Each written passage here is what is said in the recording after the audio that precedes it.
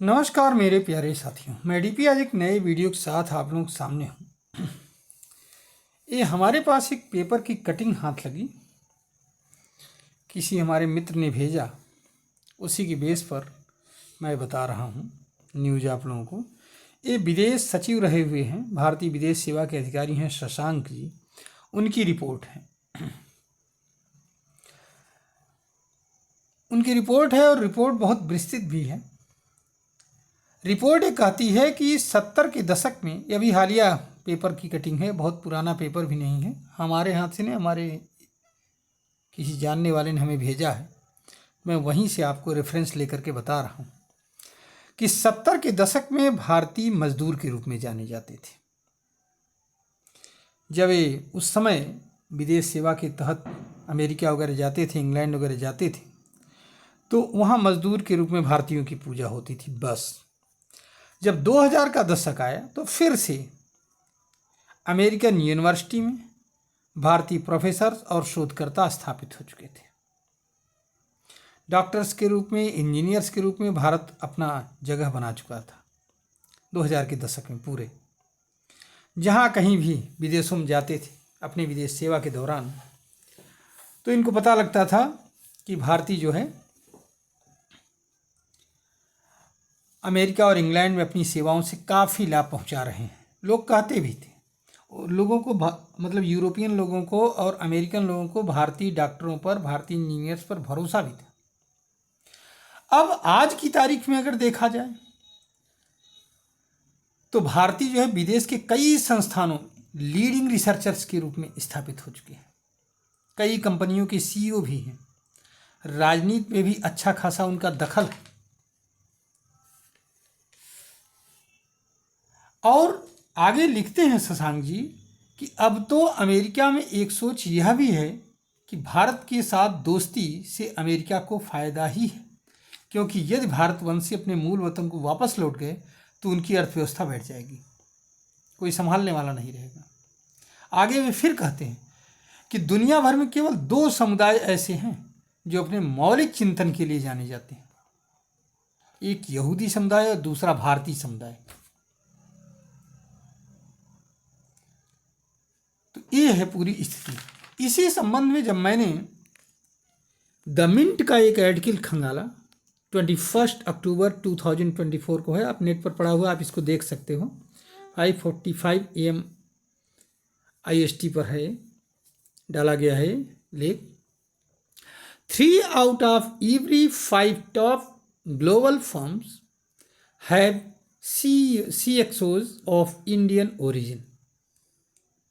मतलब हर 5 में से 3 कंपनियों के, ग्लोबल फर्म्स के जो सीईओज हैं, टॉप पर बैठे हुए अधिकारी हैं, ये मानिए वो भारतीय है। इसका मतलब हुआ 61% ऑफ टॉप 300 टॉप फर्म्स में जो है, जो टॉप लेवल पर अधिकारी है वो भारतीय है। और 30 फर्म्स टॉप की ऐसी हैं जिनमें 89% भारतीय है, मतलब लगभग 90%।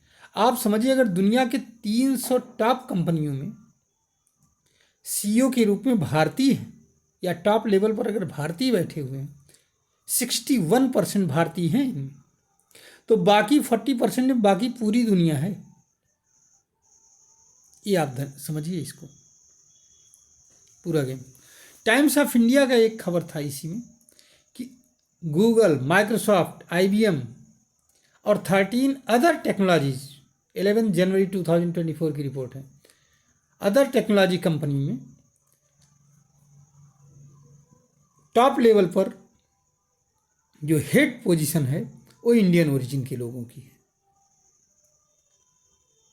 ये है अमेरिका में इंडियंस की पहचान। One of the highest tax payer है अमेरिका में इंडियंस। ये है पूरी स्थिति। और यह बदलाव ज़्यादातर जो आया है वो 21वीं सेंचुरी में आया, अर्थात 2000 के बाद। ये आप समझिए, और इसमें कहने में कोई संकोच नहीं होना चाहिए कि 2014 के बाद भारतीयों की पोजीशन बहुत तेज़ी से बदली है।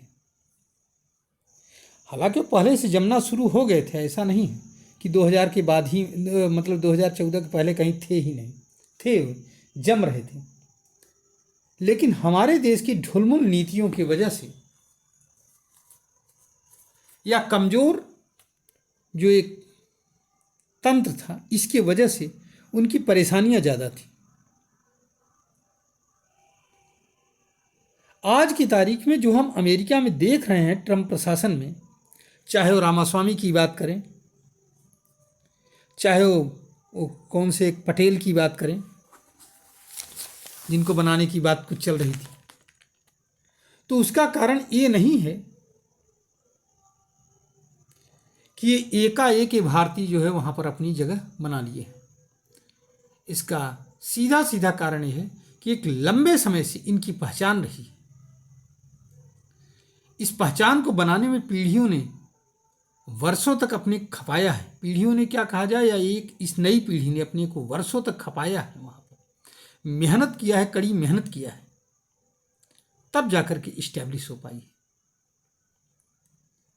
तब आज भारतीयों की एक पहचान बन पाई है और जो ये नाम लिया जा रहा है बराबर। अभी हाल में देखा होगा आपने, आज ही की न्यूज़ है कि ब्रिटेन के जो प्राइम मिनिस्टर हैं उन्होंने माफ़ी मांगी है भारतीय समुदाय से कि हम दिवाली में नॉनवेज का कुछ बना दिया था भोजन, तो इसको लेकर के 10 डाउनिंग स्ट्रीट से माफ़ीनामा आया। ये एक भारतीयों की बढ़ती हुई ताकत है। कनाडा में मंदिरों की बात जब चली तो $70,000 $70,000 कैनेडियन डॉलर मांगे गए थे उनसे सुरक्षा के लिए। लेकिन जब उसके बाद में ये पूरा वाकया जब बाहर आया और भारतीयों ने विरोध किया, तब जाकर के कनाडा की सरकार ने कुछ पॉजिटिव स्टेप्स लिए हैं वहाँ। ये चीज़ जो है ये दिखाता है कि भारतीयों का दबदबा पूरे विश्व में किस तरह से बढ़ा है। उम्मीद करता हूँ कि आने वाले दिनों में भी ये दबदबा बरकरार रहेगा और हम लोग पूरे विश्व में, आज अगर मोदी कहते हैं कि हम भारत विश्वगुरु बनने जा रहा है, तो विश्वगुरु इसी के दम पर बन रहा है। वो सिर्फ एक जगह नहीं, पूरे भारतवर्ष में पूरे विश्व में छाएगा, तब विश्वगुरु कहलाएगा। तो इसमें कोई दो राय नहीं है। हकीकत में भारत विश्वगुरु बनने जा रहा है और उम्मीद करता हूँ कि भारत विश्वगुरु बनेगा। धन्यवाद, नमस्कार, जय हिंद, जय भारत, वंदे मातरम।